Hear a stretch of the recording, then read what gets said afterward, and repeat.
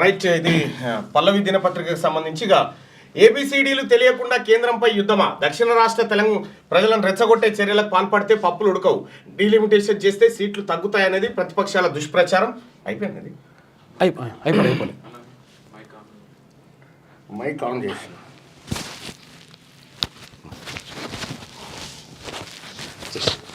గట్టిగా డీలిమిటేషన్ చేస్తే సీట్లు తగ్గుతాయనేది ప్రతిపక్షాల దుష్ప్రచారం. తమిళనాడు ఎన్నికల్లో భాగంగానే స్టాలిన్ ప్రజలను రెచ్చగొడుతున్నారు. ఏ ఒక్కరిపై బలవంతంగా హిందీని రుద్దే ప్రయత్నం చేయడం లేదు. కేంద్ర మంత్రి కిషన్ రెడ్డి కీలక వ్యాఖ్యలు. అరుణ్ కుమార్ జైన్తో కలిసి బేగంపేట రైల్వే స్టేషన్ పనుల పరిశీలన. రాష్ట్రానికి కొత్తగా కవచ్ ఇన్స్టిట్యూట్ రాబోతున్నట్టుగా వెల్లడి. ఇక్కడ డీలిమిటేషన్ అనేది 1971 లెక్కల ప్రకారం చేస్తేనేమో ఈ సౌత్ ఇండియాకు న్యాయం జరుగుతుంది. లేదు అంటేనేమో ఉత్తర భారతదేశానికి లాభం జరుగుతుంది. అక్కడికి అమిత్ షా గారు తమిళనాడుకు వచ్చినటువంటి సందర్భంలో ఒక కీలకమైనటువంటి వ్యాఖ్యలు చేసిపోయింది. ఏమని? జాగ్రత్తగా సీట్లు తగ్గుతాయి అంటున్నారు, తగ్గాయి అని చెప్పిండు. మరి పెరుగుతాయా అది చెప్పలే. అక్కడ ఎన్ని పెరుగుతున్నాయి, ఇక్కడ అన్ని పెరుగుతాయా అనేది చెప్పాలి కదా. సో మరి ఏం జరుగుతుందో చూడాలి.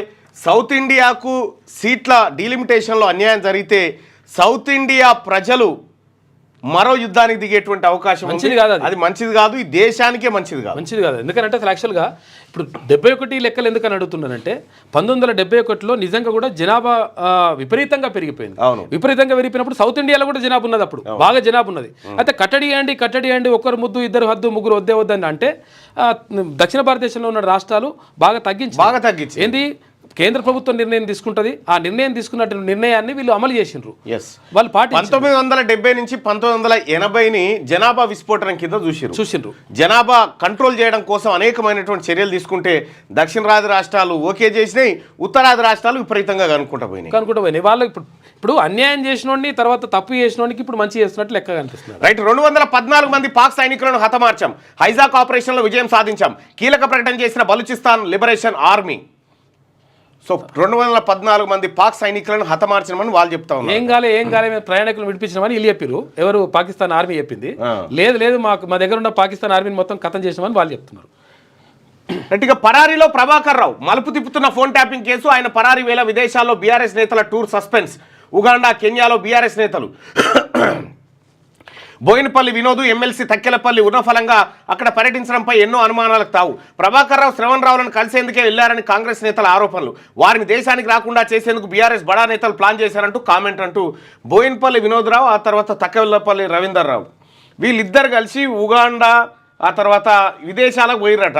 అయితే ఫోన్ ట్యాపింగ్ కేసులో ఉన్నటువంటి ప్రభాకర్ రావు, శ్రవణ్ కుమార్ రావును వీళ్ళిద్దరిని ఇక్కడికి రాకుండా వీళ్ళు అక్కడికి పోయి కలిసే ప్రయత్నం చేసిరనేది ఒక క్వశ్చన్ మార్క్తో కూడినటువంటి వార్త. ఫోన్ ట్యాపింగ్ కేసులో ఇప్పటికీ ప్రభాకర్ రావు, శ్రవణ్ రావు తప్పించుకునే తిరుగుతూ ఉన్నారు. ఇంకా రాలే ఇక్కడికి. వాళ్ళు ఈ రోజు కాకపోయినా ఏ రోజైనా రావాల్సిందే. 230 కోట్ల రూపాయల ట్యాక్స్ ఎగ్గొట్టిన శ్రీ చైతన్య సంస్థ యాజమాన్యం పేరిట భారీగా ఆస్తుల కొనుగోలు, ఇన్కమ్ ట్యాక్స్ సోదాల్లో అధికారులు గుర్తించినట్టు. విపరీతమైన ఫీజులు, 1000 కోట్లు దండుకుంటున్నారు. ఇక బట్టి వర్సెస్ పల్లా. గవర్నర్ ప్రసంగానికి ధన్యవాద తీర్మానంపై వాడి వేడి చర్చ. కాంగ్రెస్ ప్రభుత్వంపై ఎమ్మెల్యే పల్లా రాజేశ్వరరెడ్డి పలు ఆరోపణలు. 10% హామీలే అమలు చేసి మిగతా వాటిని గాలికి వదిలేశారని విమర్శ. దశా దిశ లేదంటూ గవర్నర్ ప్రసంగంపై బీఆర్ఎస్ ఎమ్మెల్యే కామెంట్స్. ఆయన వ్యాఖ్యలపై స్పందిస్తూ డిప్యూటీ సీఎం బట్టి కౌంటర్. వాస్తవాలు తెలుసుకొని మాట్లాడాలని పల్లకు హితువు. అమలు చేస్తున్న ప్రతి పథకం లెక్కలతో చెప్పేందుకు సిద్ధమని చెప్పారు. నిన్న మండల్లో కూడా చాలా డిస్కషన్ జరిగింది. అయితే ఇప్పటికే తెలంగాణ రాష్ట్ర ప్రభుత్వం చేసిన కులగణన సర్వే తప్పు అని ప్రజాక్షేత్రంలో నిరూపించేసినాం. అయిపోయింది. ప్రభుత్వం దగ్గర దానికి సంబంధించినటువంటి సమాధానం లేదు. పొరపాట్లు ఏమైనా ఉంటే సరిదిద్దుకోమని కూడా సూచన చేయడం జరిగింది. రెండోది, ఈ అంశాలన్నీ పక్కకు పెడితే 42% రిజర్వేషన్ బీసీలకు కల్పిస్తామని చెప్పి కామారెడ్డి డిక్లరేషన్లో కాంగ్రెస్ పార్టీ హామీ ఇచ్చింది. ఆ హామీని నెరవేర్చడం కోసం, ఆ హామీని విజయవంతంగా చట్టం చేయడం కోసం తెలంగాణ రాష్ట్ర ప్రభుత్వం చేస్తున్నటువంటి కార్యక్రమం ఏదైతే విపక్షాలు కూడా సహకరించాలని చెప్పడం జరిగింది. ఎందుకంటే 1931 తర్వాత ఇవాళ 95 ఏళ్లకు జరుగుతున్నటువంటి ఒక కార్యక్రమం ఏదైతే ఉందో, ఈ కార్యక్రమంలో సరే సర్కార్ కప్పిపుచ్చుకోవడానికి కొన్ని అవో ఇవో చెప్పింది, కానీ అల్టిమేట్గా 42% అనేది చాలా ఇంపార్టెంట్. వాస్తవానికి బీసీలకు రావాల్సింది అంతకంటే ఎక్కువే. కానీ మండల కమిషన్ సిఫార్సుల మేరకు 27% ఇచ్చినప్పుడు తీసుకున్నాం. ఆ కాడి నుంచి ఇంకో స్టెప్ 42కు వస్తూ ఉన్నాం. ఈ కాడి నుంచి ఇంకో స్టెప్కు పోవాల్సినటువంటి అవసరం ఉంది. కానీ దీన్ని ఎట్టి పరిస్థితిలో విపక్షాలు అనుకుంటున్నాయి దీన్ని డిస్టర్బ్ చేస్తే ఇక రాదనుకుంటే కాదు. ప్రభుత్వం మెడలు వంచైనా సరే ఈ 42% సాధించుకోవడం మా బీసీల ముందున్నటువంటి ప్రధాన కర్తవ్యం.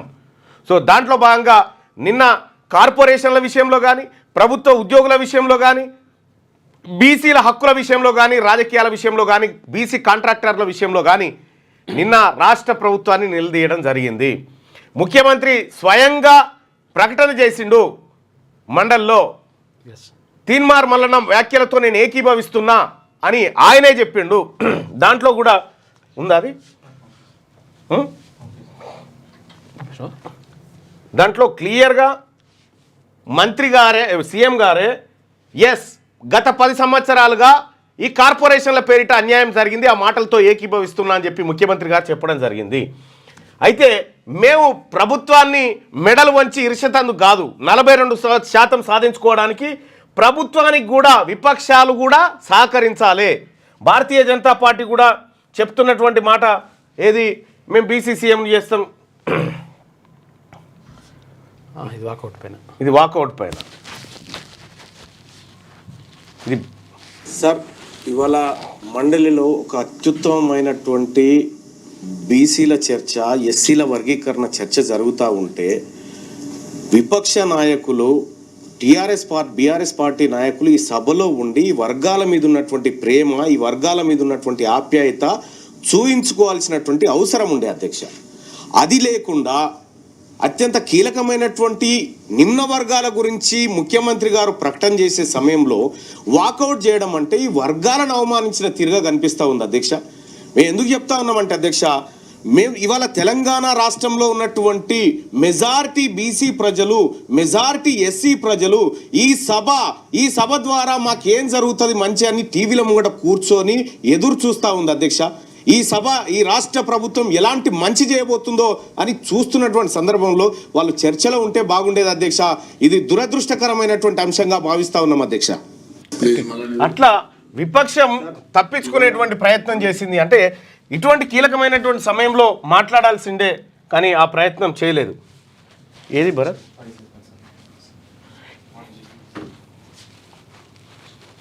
డైరెక్ట్ ఉందా? ఇక్కడ క్లియర్గా తెలంగాణ రాష్ట్ర ప్రభుత్వం, ఈ తెలంగాణ రాష్ట్రం వస్తే మా బీసీలకు ఏం జరుగుతుంది అనేటువంటి అంశంలో ఎంత అన్యాయం జరిగిందో క్లియర్గా వివరించడం జరిగింది.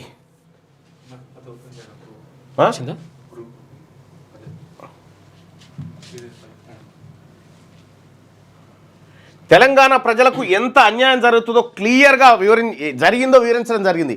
కార్పొరేషన్లు పెట్టి కార్పొరేషన్ల ద్వారా కేవలం నిధులు కేటాయింపు అంటారు కానీ ఖర్చు చేసేది లేదు, మను లేదు. అంతే. నాయ బ్రాహ్మణ సోదరులకి 90 కోట్ల రూపాయలు ఖర్చు పెడతామని చెప్పి 75 కోట్ల రూపాయలు, 90 కోట్ల రూపాయలు ఖర్చు పెట్టి అందులో 75 కోట్ల రూపాయలు మీకు కరెంటు బిల్లు ఇచ్చినాం కదా అని వాపసు తీసుకొని పోయారు. ఈ రకంగా అన్ని కార్పొరేషన్ల పేరిట దగా జరిగింది. అది రిపీట్ కాకూడదని చెప్పినాం. ఎస్సీ ఎస్టీలకు ఎట్లయితే సప్లాన్ ఉంటుందో బీసీలకు కూడా సప్లాన్ ఉండాల్సిందే అని బీసీల పక్షాన మాట్లాడి ముఖ్యమంత్రి గారి నోటి నుంచి కూడా బీసీ సప్లాన్ చేయాలనేది నా ఆలోచన అని చెప్పించడం జరిగింది నిన్న మండల్లో బీసీలకు సంబంధించినటువంటి సమగ్రమైనటువంటి అంశాలన్నీ నేను ప్రస్తావించడం జరిగింది.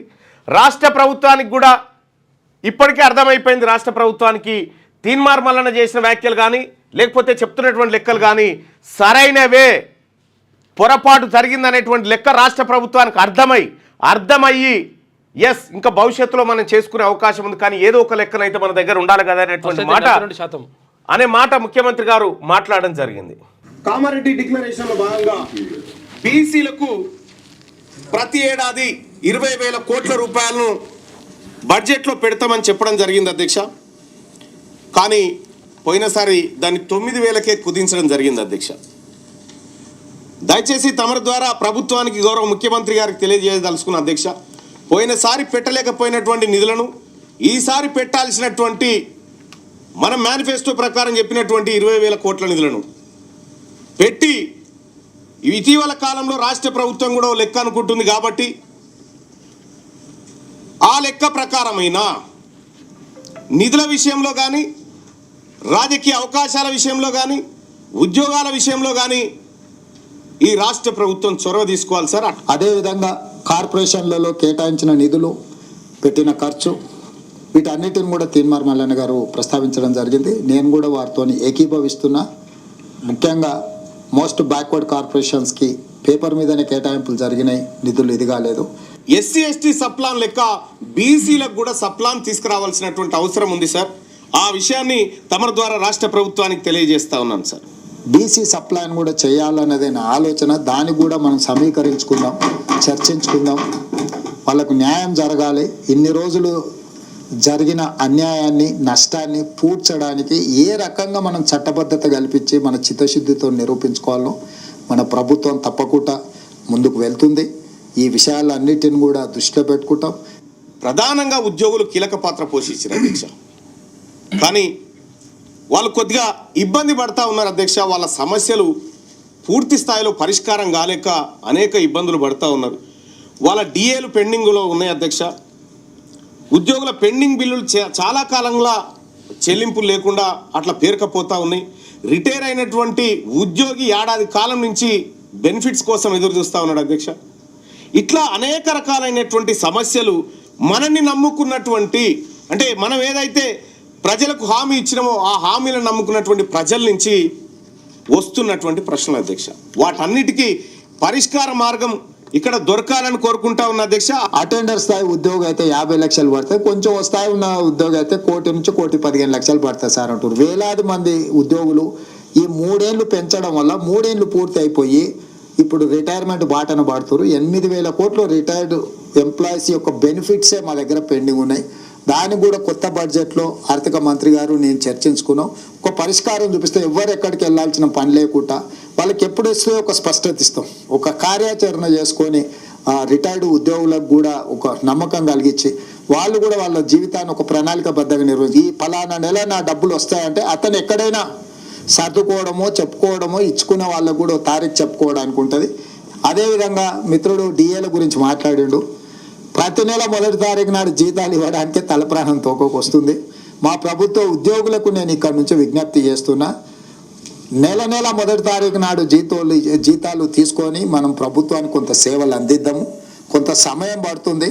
ఈరోజు ఏమాత్రం ఏం చేసుకున్నా ఈ వ్యవస్థ కూడా దెబ్బతింటుంది. మన 1వ తారీఖు నాడు జీతాలు ఇవ్వడానికి రిజర్వ్ బ్యాంకు దగ్గర అప్పుడప్పుడు చేబదులు అంటారు కదా అధ్యక్ష, ఊర్లలో అంటాం కదా, బ్యాంకులోను షూరిటీస్ కాకుండా చేబదులు మళ్ళీ ఇస్తాం. 4,000 కోట్ల రూపాయలు చేబదులు చేసి ఫస్ట్ నాడు జీతాలు ఇచ్చిన అధ్యక్ష. రైట్, ఇది ముఖ్యమంత్రి గారు నిన్న సభలో చేసినటువంటి రిప్లై. సో నేను ఇక్కడ క్లియర్గా చెప్తా ఉన్నా, బీసీలకు ఇస్తా అన్నది బరాబర్ తీసుకుంటాం, రావాల్సిన అదనపు దానికోసం బరాబర్ కొట్లాడతాం. ఎట్టి పరిస్థితుల్లో బీసీలకు రావాల్సినటువంటి నిధులు కానీ అవకాశాలు కానీ ఏ వీటిని కూడా వదిలిపెట్టడానికి మేము సిద్ధంగా లేము. ఈ స్పష్టత రాష్ట్ర ప్రభుత్వానికి నేను ఇవ్వడం జరిగింది. ఇక రెండో విషయం, తెలంగాణ రాష్ట్రంలో అనేకమైనటువంటి పోరాటాలు చేస్తాం, ప్రజల తరపున నిలబడతామని చెప్తున్నటువంటి బీఆర్ఎస్ పార్టీ, అటు Bharatiya Janata party, left party, ఇంకేమైనా పార్టీలు ఉంటే ఆ పార్టీలు కూడా మీ స్టాండ్ ఏందో చెప్పండి. ఇప్పుడు బీసీలకు 42% రిజర్వేషన్ పెట్టే క్రమంలో, బిల్లు పెట్టే క్రమంలో భారతీయ జనతా పార్టీ, ఇటు బీఆర్ఎస్ పార్టీ, నేను రిక్వెస్ట్ చేస్తా ఉన్నా గత ముఖ్యమంత్రి కేసీఆర్ గారిని, బీసీల బిల్లు పెట్టేటప్పుడు రండి సభకు, వచ్చి విలువైన సూచనలు చేయండి. ఇది బీసీల అంశం. మీ అంశాలు ఉన్నప్పుడు మీరు మస్తుగా మాట్లాడుకుంటారు, మరి మా అంశాలు వచ్చినప్పుడు ఎవడు మాట్లాడాలి? అందుకోసమే రావాలని చెప్పి విజ్ఞప్తి చేస్తా ఉన్నా. క్యూ న్యూస్లో పనిచేయటకు వీడియో ఎడిటింగ్ మరియు ఎస్ఈఓలో అనుభవం గల జూనియర్ ఎడిటర్స్ కావాలను సంప్రదించవలసిన నెంబర్ 8688926084. లేటెస్ట్ న్యూస్ తెలుగు మరియు ఇంగ్లీష్ అప్డేట్స్ కోసం ఇప్పుడే క్యూ న్యూస్ అఫీషియల్ యాప్ని ప్లే స్టోర్ నుండి డౌన్లోడ్ చేసుకోండి. సరికొత్త సమాచారాల కోసం క్యూ న్యూస్ వెబ్సైట్ని ఫాలో అవ్వండి. ఛానల్లో ప్రాంతీయ, జాతీయ, అంతర్జాతీయ వార్తలు వీక్షించండి. లైక్ చేయండి.